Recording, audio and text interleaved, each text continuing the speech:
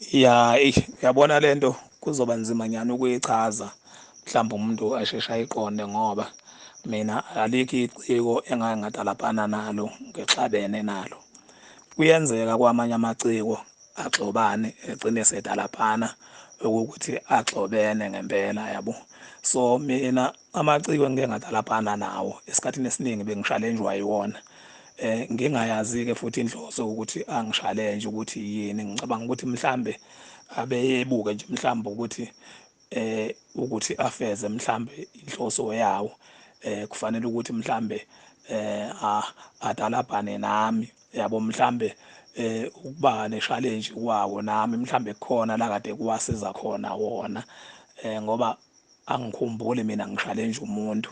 Esikhathini esiningi mina ngijwayele ukuthi umuntu angishalenje mhlambe kwesinye isikhathi ngithi ukumziba aphinde aqhubeke angishalenje mhlambe ngize ngigcine-ke mhlambe nami sengimphendula sengimnika mhlambe lowo challenge yakhe mhlambe ayiphosa kimi, kodwa hhayi ngoba mhlambe kukhona ukuxobana okusuke kuke kwaba khona. Futhi noma sesidalaphana akuze kungafika ekuthenini ngempela mhlambe lelo artist sengilithatha njengesitha kimi ngoba ngisuke ngiyiqonda mhlambe indlela elenze ngayo ukuthi hhayi kahle kahle lo muntu ube eyicelela nje umdlalo kimi yabo.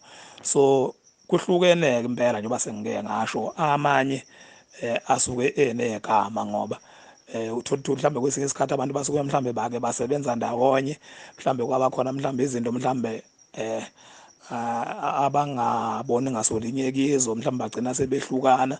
Uthola ukuthi-ke mhlambe sekugcina mhlambe sekuba ney'ngoma abadalaphana kizo labo bantu futhi basuke bedalaphana phekwegama elithile uyabo. So abanye mhlambe ukuthi beze bedalaphane basuke bengaqondile, kodwa abaculi bayaqhatheka kuhle kwey'nkunzi zey'nkomo. Kakhulukazi esikhathini samanje njengoba abantu sebexhumana kakhulu ey'nkundleni zokuxhumana. I-social media iyabaqhatha kakhulu abaculi ngoba kuyenzeka uthole ukuthi mhlawumbe abaculi abakaze bexubane, kodwa kusuke nje abalandeli bomculo bebaqhathanisa ukuthi ubani ungaphezulu kwabani, ubani ungaphezulu kwabani, ubani ngeke alunge kubani.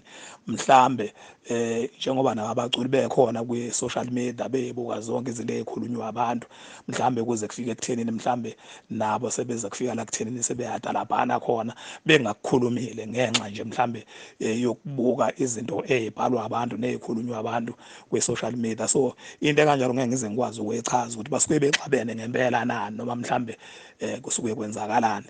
Kodwa nje mina uma ngiphendula maqondana nami, mina akekho umculi engake ngadalaphana naye ngixabene naye ngaphandle kokubuyisela iy'mpendulo bona abasuke mhlambe beyikhuluma ey'ngomeni zabo beyibhekise kimi.